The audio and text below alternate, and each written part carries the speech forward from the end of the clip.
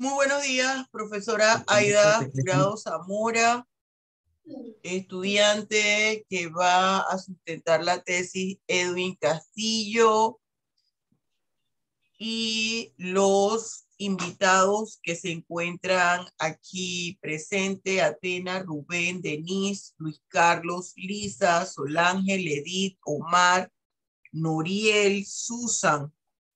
Oh, tiene barra. Génesis, no, si tenemos auditorio. Está con Redmi Note. Tenemos auditorio. Hoy vamos a dar inicio a la sustentación de tesis para optar por el grado de licenciado en Derecho del señor Edwin Castillo. La tesis gira en torno al delito de falsificación de documentos en general. Forma parte de este tribunal la profesora Aida Jurado, el profesor Luis Cabezas y mi persona, profesora Julia Sáenz, quien soy la directora. El profesor Luis Cabezas tiene un compromiso de trabajo importante de último momento. Recordemos que el profesor es asesor presidencial y de varios ministros aquí.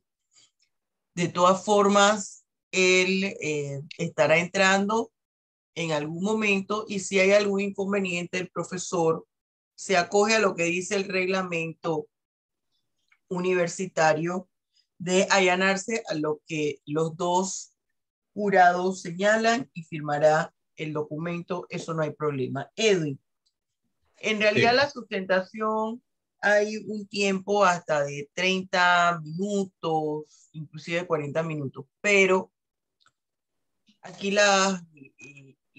el miembro del jurado y sobre todo la profesora Aida, el profesor Luis, tienen muchos compromisos. Así que yo te voy a pedir que seas puntual, breve, preciso y conciso para dar oportunidad a las preguntas, que no te extiendas. Si puedes tomar hasta los 15 minutos, no más de 15 minutos, eso sería interesante. Empezamos, yo te tomo el tiempo. Tienes la palabra, Edwin. Me permite compartir. Ajá. Sí, te permito compartir. Ok.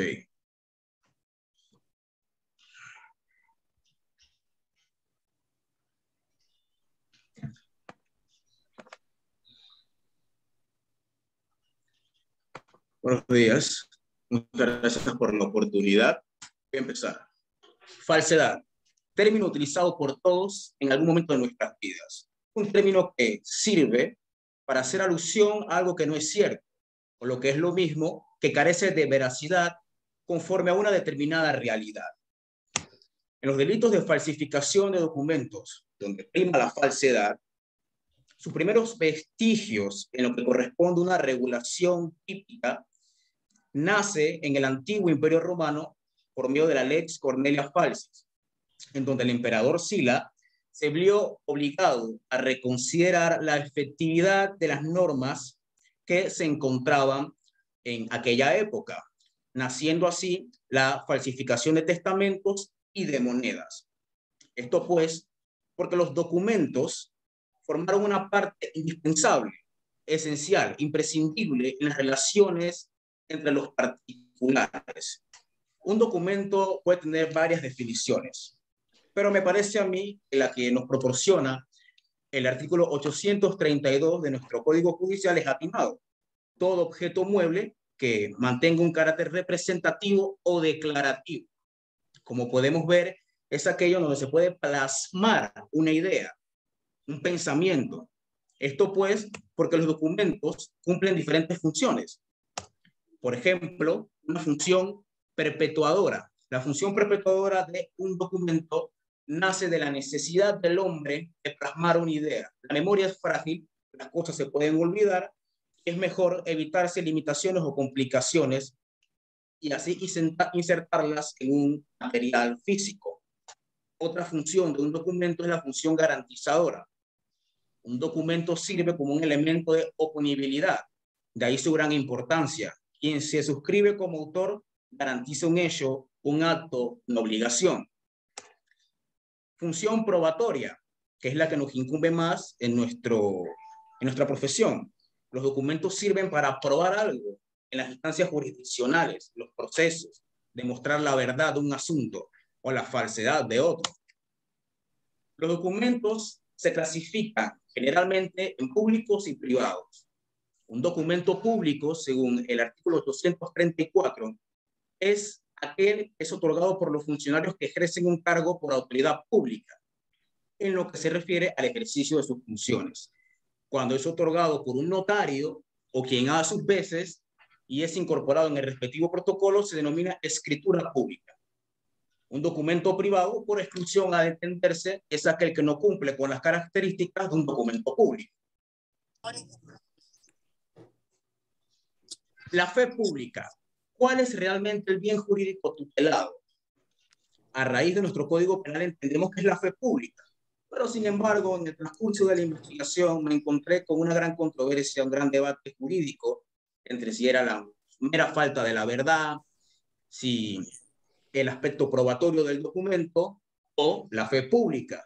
También hay una gran controversia en qué fe pública.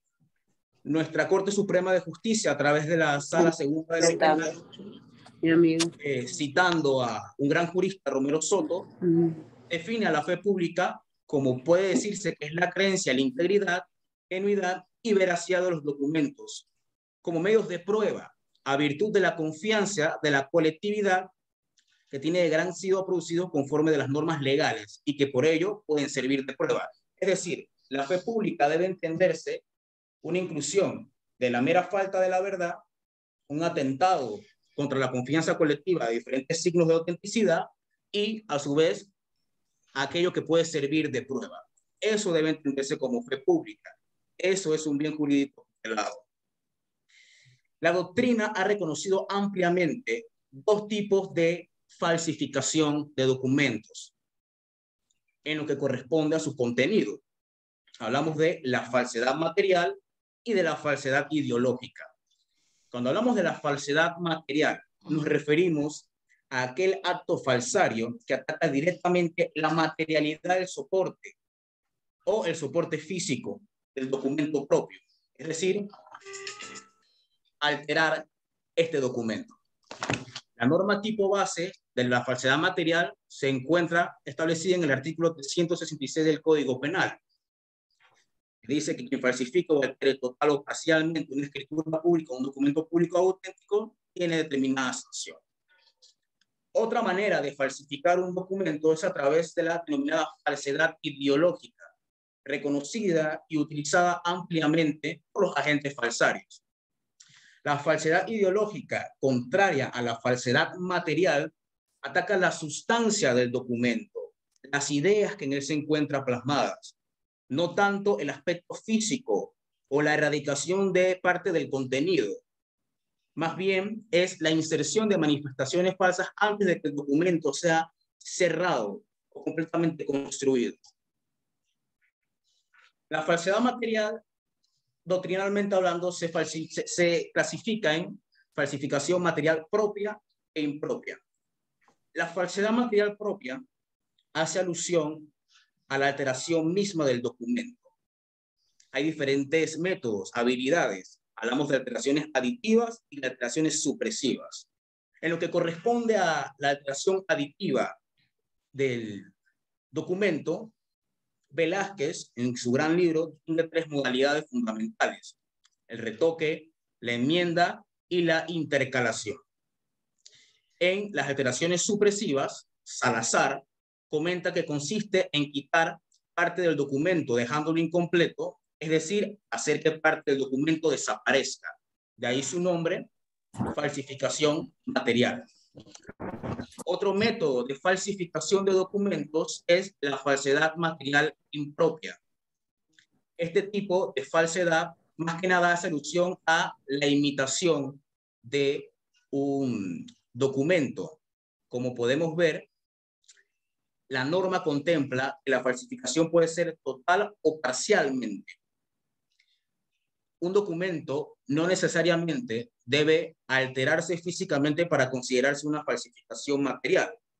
Puede imitarse todos sus signos de autenticidad y creándose un documento íntegro, pero falso. Falsedad ideológica. En la falsedad ideológica, al contrario de todo lo que hemos hablado de la falsedad material, y allanándome a la definición del pelanista Creus, en ella nos encontramos con un documento cuya forma es verdadera, como lo son también sus otorgantes, pero que contiene declaraciones falsas sobre ellos, a cuya prueba está destinado. En él se hacen aparecer hechos que han sido de un modo determinado, como si hubieran ocurrido de otro diferente. La falsedad ideológica es una falsedad que se refiere a la veracidad del documento y no tanto a su autenticidad. Por lo tanto, no se discute su autenticidad, ataca directamente la veracidad y se basa en inserciones o declaraciones falsas antes de que sea concluido.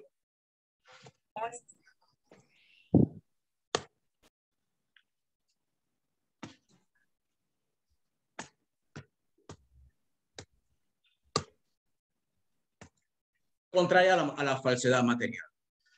Una gran modalidad de la falsedad ideológica es aquella que se realiza a través de actas de sociedades anónimas que se elevan a escritura pública, en donde un socio de la sociedad, generalmente el presidente o aquel que tiene la facultad de certificar un hecho, simula una reunión de accionistas y deciden diferentes cuestiones de gran relevancia, alterando a la fe pública, mintiéndole a lo que corresponde a la función notarial y de esta forma servir como parte de un delito de engaño.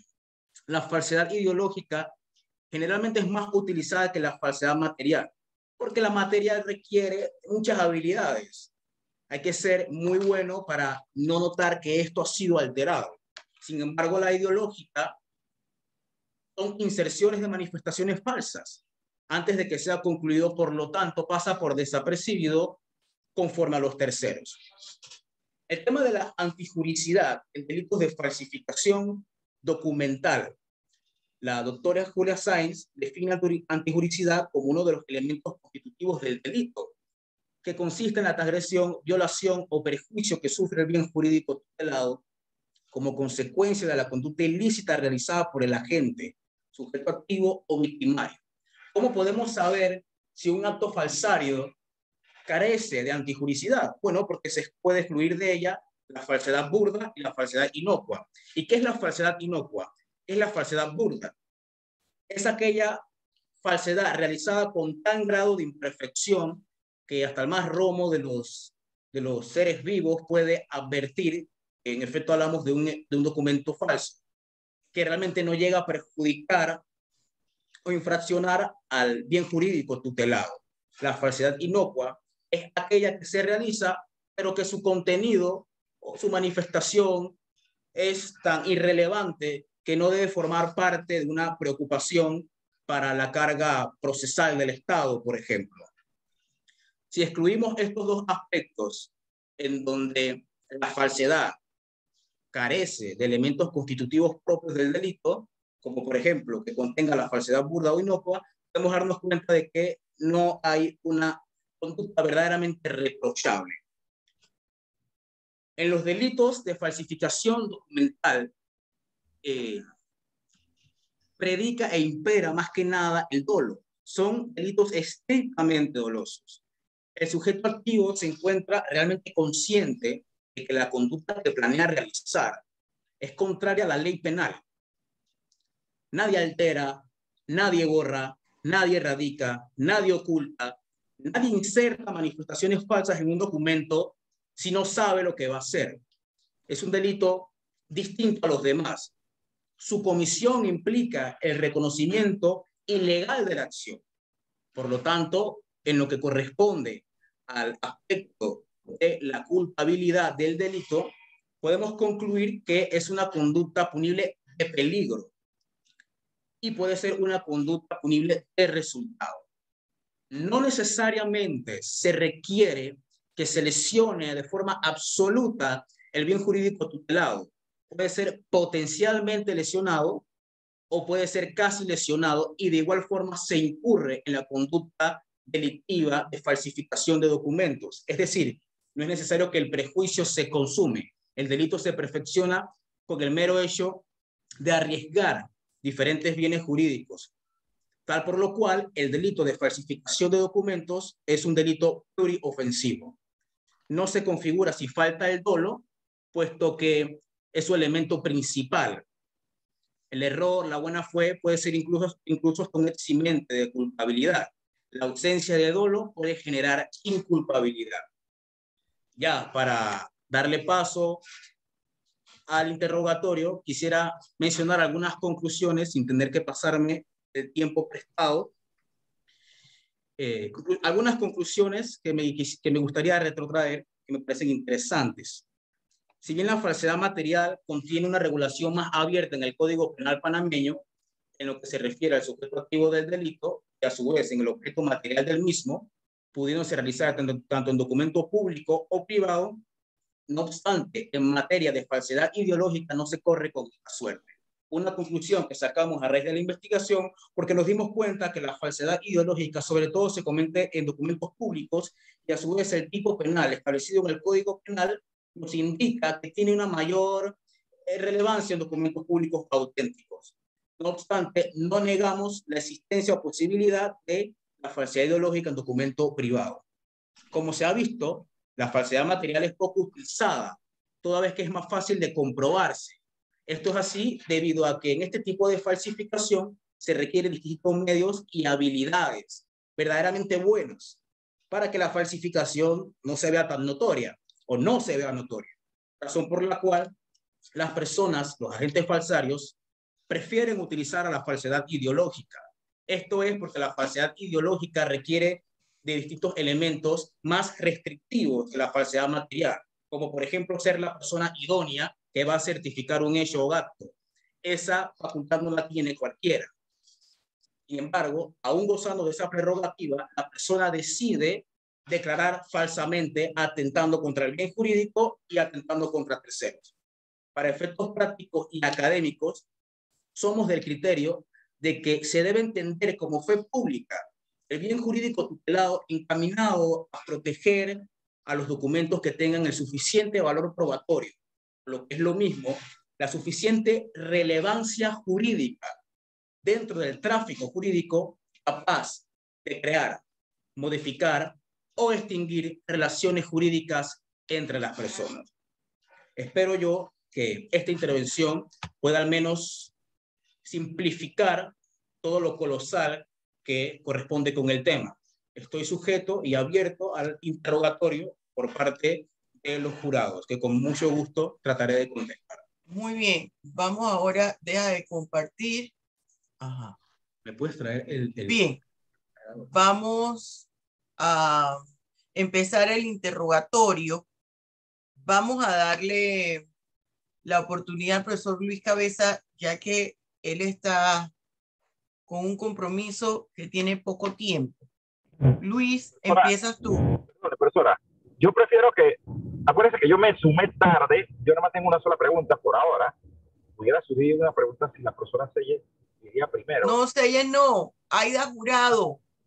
Pero Aida Jurado, perdone, es que estoy en el carro, perdona. Ah, Aida. bueno, entonces quieres que pase primero Aida y tú de último. Sí, porque ella me saldría como una otra pregunta de lo que ella haga. Y deja Aida. de último ahí. Tarde, tiene la palabra, Aida. Estoy manejando, gracias. Excelente, bienvenido Luis. Muy buenos días a los participantes. Quisiera preguntarte, Edwin, me llama la atención y por una parte te felicito porque pocos trabajos de graduación que he visto en los últimos tiempos tienen este primer capítulo que dan una orientación de la investigación a realizarse y que forma parte de las exigencias del reglamento en esta materia. Pero tú planteas aquí como tema de problema de investigación, tú te haces una pregunta y dices cuáles son los medios utilizados para afectar a la fe pública a través de la falsificación de documentos. me gustaría saber si lograste contestarte esta pregunta a lo largo de tu investigación y qué respuesta tienes al respecto. Sí, en efecto, primero que nada, muchas gracias por la pregunta, se le agradezco. Sí, sí pude contestarme esa pregunta y es precisamente los medios constitutivos que forman parte de la comisión del delito. Esto se radica en la falsedad material, la falsedad ideológica y a su vez la falsedad de uso. Estos son los medios que son utilizados preferiblemente por los agentes falsarios para atentar a la fe pública en materia de falsificación. Todo lo demás es un desglose o una consecuencia que deviene precisamente de estos medios. La falsedad material, por ejemplo, cuando hablamos de alteraciones aditivas.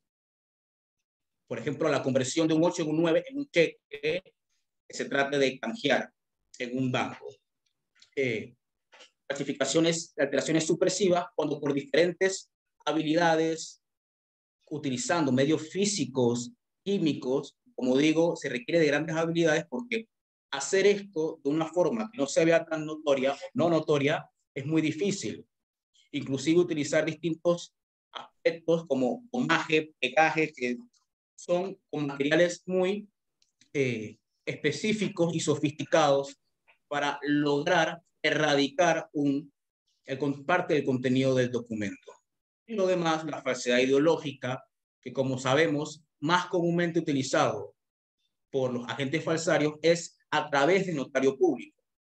Ese para mí es uno de los medios utilizados y mayoritariamente utilizados porque en lo que realicé mi investigación acudí a diferentes unidades del Ministerio Público y hablé con algunos fiscales. En efecto, me comentaron que la falsedad material no es que sea poco utilizada, pero en una cuestión de proporción y comparación es mayoritariamente utilizada por las diferentes personas que traten, pues, de afectar a la fe pública. Gracias.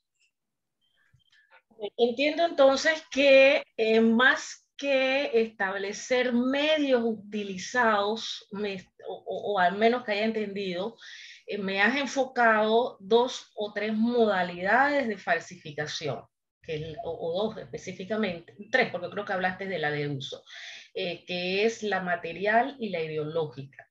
Entiendo que cuando se habla de medios, es la herramienta, el instrumento, la fórmula que se utiliza para la ejecución de esa falsedad, sea ideológica o sea material.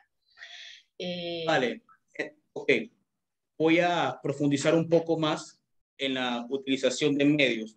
Primero que nada, para aclarar mi perspectiva, cuando me refiero a medios es canales, ok.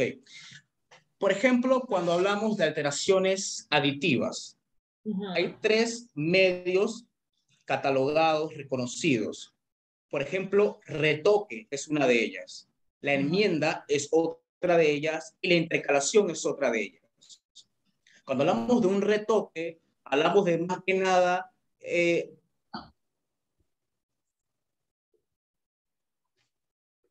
congeló? necesariamente un acto de falsificación. Sin embargo, el retoque puede dar paso a, creo que me escucho bien, ¿verdad? Me salió Sí, que, sí. ok, puede dar paso a la enmienda. ¿Qué es la enmienda? Es un medio utilizado en la falsedad material para convertir, mutar, transformar diferentes aspectos dentro del contenido. Por ejemplo, convertir un 8 en un 9, convertir un 0 en un 8 o cambiar una letra E y transformarla en otra. Esto cambia el sentido del documento. Puede parecer inobservante y irrelevante, pero en realidad con que se agregue un 0, con que se cambie una cifra, eso puede causar grandes prejuicios a terceros. La intercalación, por lo tanto, es aquel acto aditivo de la falsedad material utilizado para colocar en diferentes espacios dentro del documento cifras, palabras, algo que pueda cambiar el sentido. Estos son medios, retoque, en medio, intercalación. Y en la falsedad ideológica, más que nada, pues, la inserción a través de la manifestación ante un notario público, por ejemplo. Ok. Te pregunto entonces, en base a lo que me has contestado, ¿por qué piensas que el medio utilizado está convertido desde tu punto de vista dentro de este trabajo como un problema? ¿Dónde está el problema? Frente a los medios, ¿dónde está el problema? Disculpe, ¿puede repetir que se me cortó un poco? Como quieres que tú has presentado como planteamiento de tu problema de investigación, Okay. los medios utilizados para afectar la fe pública, producto de tu investigación, ¿dónde estriba el problema en los delitos contra la fe pública? Bueno, principalmente... Entiendo que los medios es el problema, pero ¿por qué los medios son un problema? ¿Por qué los medios son un problema? Porque por medio de los mismos se atenta a la verdad. Por medio de los mismos, todos estos medios son un conducto que le dan génesis al problema. Alguien cuando intercala, alguien cuando utiliza la enmienda, alguien cuando inserta una manifestación, altera la verdad y a su vez el problema principal es la infracción a los diferentes signos de autenticidad propios de un documento que promueven la confianza colectiva de las personas. Ese es el problema principal. La falta de verdad conforme a la facultad que tiene una persona para mutar el contenido de un documento y así perjudicar a terceros, como por ejemplo ser utilizada la falsedad ideológica como un delito de engaño para estafar a otras personas. Ahí radica el problema, utilizando estos medios para faltar a la verdad y engañar a terceros. Gracias.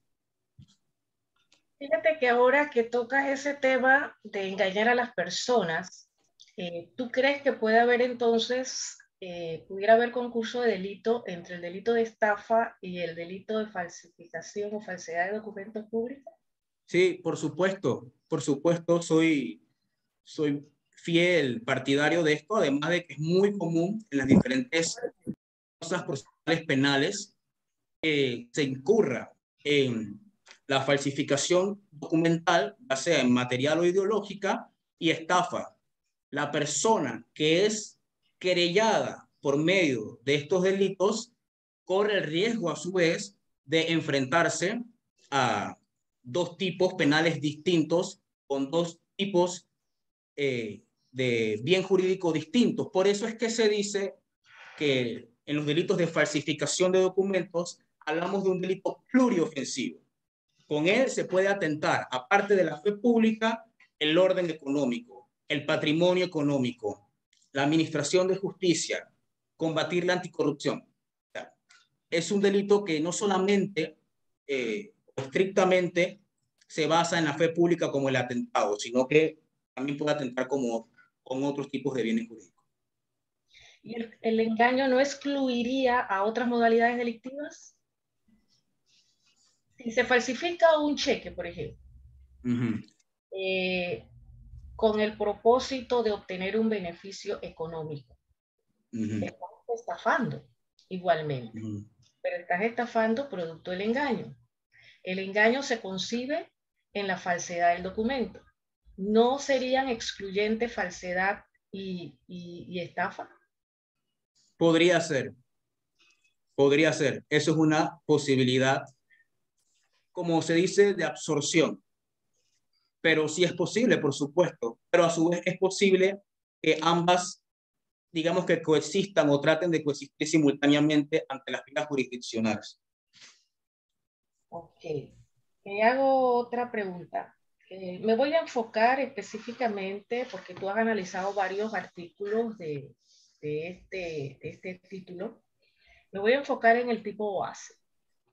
Okay. Tú planteas, me gustaría que me explicaras un poco el tema del sujeto pasivo.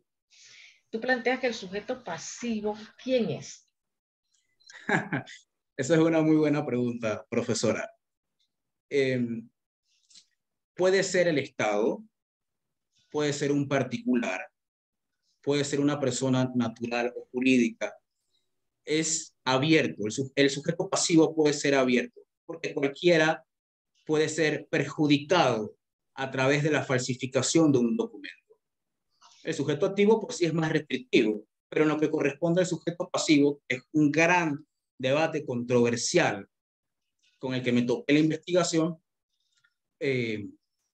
puede ser plural, puede incurrir en la afectación de diferentes tipos de personas. No es solamente, por ejemplo, al Estado por la cuestión de la fe pública.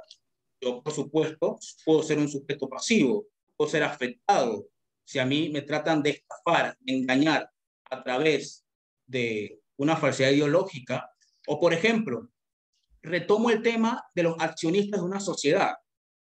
Es muy común que la falsedad ideológica se utilice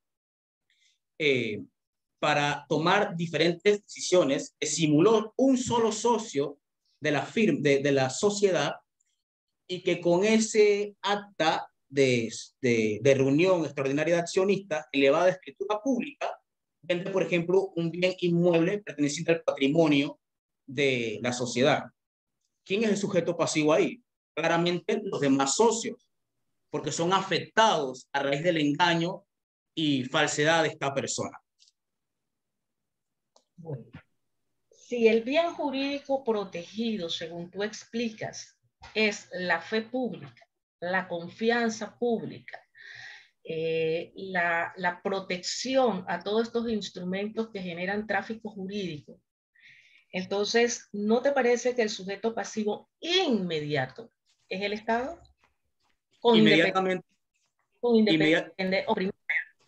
independencia de que puedan haber, obviamente, por la falsedad, particulares, sea jurídica o natural, que se vean afectados. ¿No te parece? Sí, me parece que sí, profesora. Principalmente es el Estado. Pero creo que así no lo planteaste. Me gustaría que lo reformularas, porque así no lo planteaste en el instrumento. Lo que yo planteo es una inclusión. Eso es lo que yo planteo. Voy por aquí. Bien. Y una... En la fe... ok, iba a explicar un poco, profesora, para... Dale, perdona, disculpa. Vale. La fe pública, principalmente lo que se ultraja, lo que se infringe,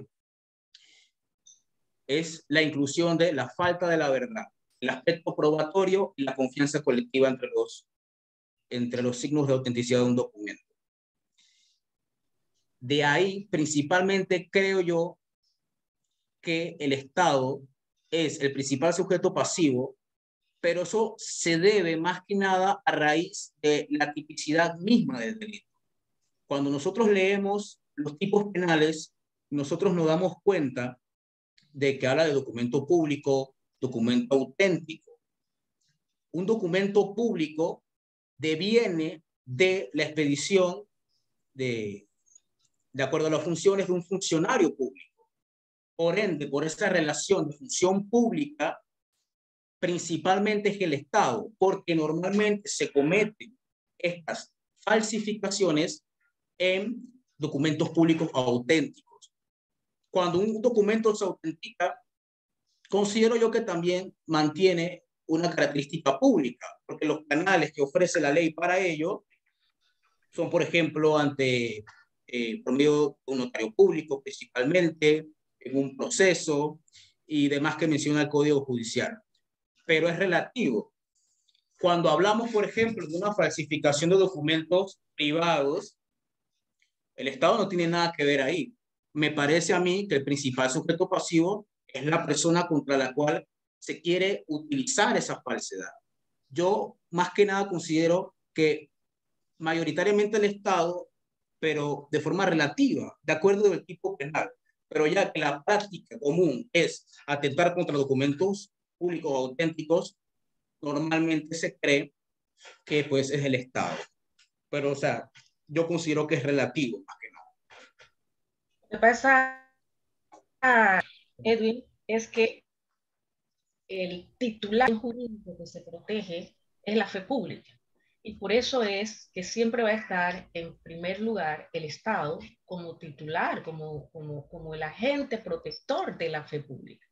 Y por eso es que aunque se trate de documentos privados, sigue siendo el Estado como titular. Sí, concuerdo. También el Código Penal establece un listado de documentos que, no siendo públicos, le da la protección de documentos públicos, como es el cheque, por ejemplo. El cheque privado, Sí, se le correcto. da una protección de documentos públicos. Los documentos contables también, por ejemplo. Entonces, vamos a una quizás última pregunta, a ver, que me llama la atención, que el código, sobre todo me estoy ubicando en el tipo base, que también ocurre en los documentos, en la modalidad de falsedad de documentos privados. Aquí se establece que pareciera que hay una condición para que se pueda entender la violación de esta norma del tema de la falsedad, y es que señala que ese acto de falsedad o de alteración total o parcial debe producir un perjuicio. ¿Me puedes eso frente al examen dogmático que hiciste de esta disposición? Disculpa, ¿puedes repetir esa parte que me está cortando? Ok, te voy a leer el artículo que dice: quien falsifica o altere total o parcialmente una escritura pública, documento público o auténtico, de modo que pueda resultar perjuicio. ¿Cómo es eso? De modo que pueda resultar perjuicio. ¿Cómo lo explicas desde el punto de vista del análisis dogmático que hiciste de este artículo? Claro, de modo que pueda resultar un perjuicio, hace alusión más que nada a una conducta punible de peligro, no de resultado. En lo que corresponde a ese tipo penal de manera específica, el bien jurídico tutelado, o mejor dicho, el perjuicio que se trate de utilizar tratando de falsificar el documento o a raíz de la falsificación del documento, no debe ser no debe estar sujeto a su infracción absoluta. Puede sencillamente correrse con el peligro de que yo, Edwin Castillo, socio, director de la sociedad anónima tal, simulo una reunión de accionistas y trato de vender un bien inmueble. El bien inmueble no se ha vendido, no se ha logrado hacer la transacción. Sin embargo, está en peligro. El bien jurídico tutelado está en peligro. Parte del patrimonio está en peligro. No es excluyente de la responsabilidad que no se consume propiamente la intención del agente falsario. El delito se perfecciona realmente cuando se lesiona o cuando se puede poner en peligro el bien jurídico. Me explico, es decir, no tiene que estar lesionado, puede estar potencialmente lesionado. Así lo concluyo o lo analizo yo. El hecho de que esta disposición lo que te está diciendo es que si esa falsedad o esa alteración no genera un perjuicio, pareciera una condición objetiva de pena. No hay sanción penal. Pero ¿qué sucede cuando se trata de documentos públicos? Si lo que se protege es la fe pública, entonces, ¿qué sucedería? Sí, profesora, disculpe, usted se refería, la pregunta que me hizo, ¿la hizo en base a documentos públicos o privados? No, te dije desde un principio que me estoy enfocando en el artículo 366, el tipo base. Ah, ok. Ok. Si se produce una alteración o una falsedad de documento público, en cualquiera de estas formas, auténtico o escritura pública, pero no se causa un perjuicio, ¿habría o no habría delito?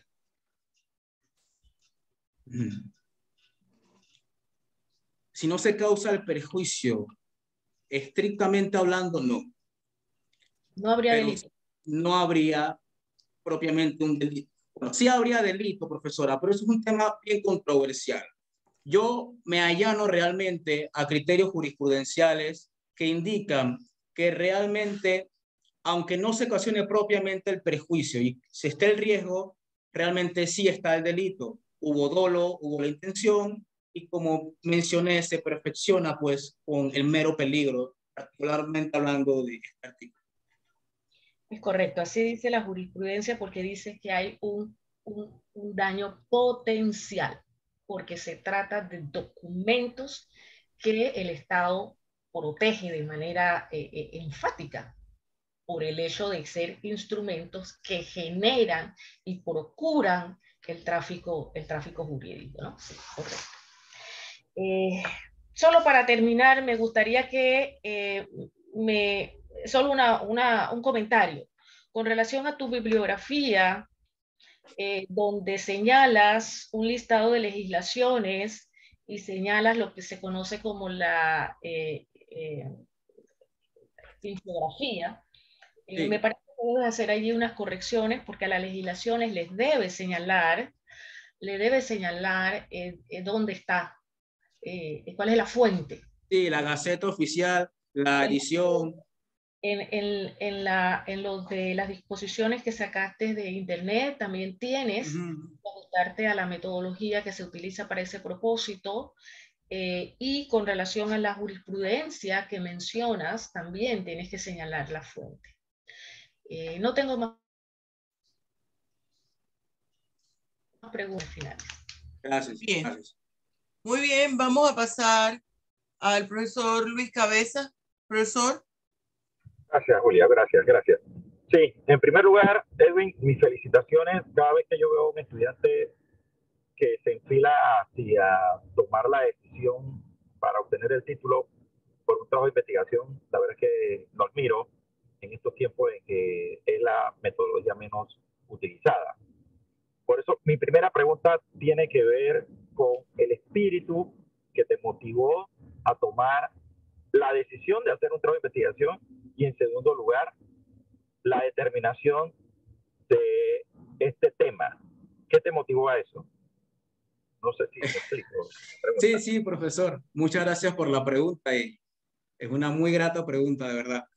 Realmente, bueno, principalmente a mí siempre me ha llamado la atención la investigación. Me gusta la investigación, la prefiero más que otros medios.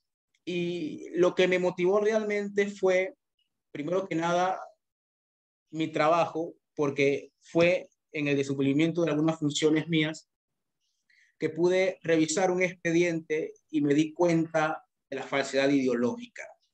Entonces, para mí, el tema de derechos societarios, sociedades anónimas, mercantiles, civiles, a mí siempre me ha llamado poderosamente la atención esos temas. Y cuando vi que se relacionaba con derecho penal, cuando vi que había una gran relación y una gran infracción y que era un gran medio utilizado para ello, de verdad que despertó pues un gran interés en mí. Y utilicé diferentes fuentes, revisé varios expedientes y ya yo estaba planeando escoger el tema. Y cuando ya vi que mezclaron principalmente la firma donde pues, yo trabajo es una firma penalista, y cuando vi que mezcló derecho penal con un tema que me gustó principalmente en mi época de segundo, tercer año de la universidad, pues para mí fue como una maravilla. Para mí fue algo, ya no tengo más nada que buscar. Este es el tema que me gusta y cuando lo desarrollé, pues en verdad fue muy satisfactorio para mí y muy interesante, muy hasta emocional, podría decir.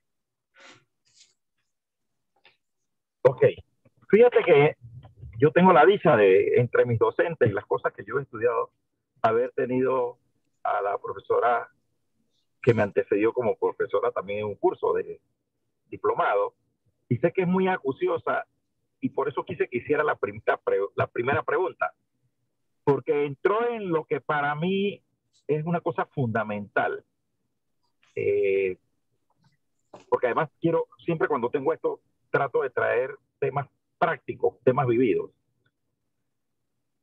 Ella trajo dos conceptos que son muy muy conflictivo, si se quiere así, al momento de analizarlo. Se trajo el concepto jurídico del delito de estafa versus el delito de falsedad. Algunos son del criterio que la estafa tiene que ver más que todo con la parte privada, pero es que la estafa está dentro de los delitos que tú estás estudiando. Y muy bien te lo planteó la profesora en el sentido de que aunque sea un acto privado, es un acto que pudiese ocasionar peligros a la confianza y el Estado tiene que protegerlo. Pero quiero presentarte algo que a mí en los 30 y tantos años de ser abogado es interesante y que lo he conocido. Lo he conocido en dos partes. Una con un cheque, y quiero presentarte los dos casos, uno con un cheque y otro con la firma de un acta de sociedad. ¿Ante qué figura, o más que ante qué figura? Estaríamos en una situación de un hecho punible en estos dos casos concretos que te voy a poner. Yo conocí a una persona que se fue de viaje, que el hijo hacía la firma parecida a la de él, ¿sí? Y le dijo al hijo, hijo, tú firmas los cheques por mí, porque hacía la firma parecida a la de él. Y otras ocasiones lo había hecho. Y por supuesto que el hijo lo hacía regularmente. Hasta que una vez el banco, un banco X, no debía haber dicho que era banco, pero una institución X, le pareció que la firma no era la misma. Y mostró que la persona no estaba en Panamá. Interpuso una denuncia. No voy a hablar del proceso porque no es la idea. Interpuso una denuncia. En ese caso, en donde obviamente el que debería estar afectado, vamos a ponerlo entre comillas, por esa situación, está dando la autorización al hijo para firmar. Ese es el primer caso.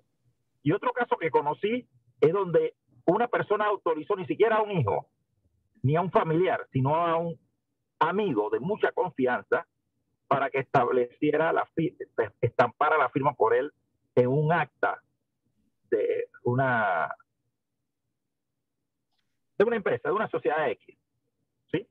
En ese caso no se dio ninguna investigación, pero los propios socios sí conocieron que no lo había firmado él y le exigieron que lo firmara con posterioridad. En ese primer caso, el del hijo que te planteo, y en el segundo caso, son casos reales que se dieron. ¿Sí? En el segundo no hubo ninguna connotación porque no se presentó para investigar. ¿Nosotros estaríamos frente a la comisión de un hecho delictivo o no? Yo considero que no. Me explico. En el primer caso que me plantea, hablamos de un padre y de un hijo cuyas firmas son similares. A su vez le da una autorización para que firme un cheque. En lo que corresponde una falsificación de documentos, estrictamente hablando del tema de falsificación, una conducta punible de mi tema de tesis,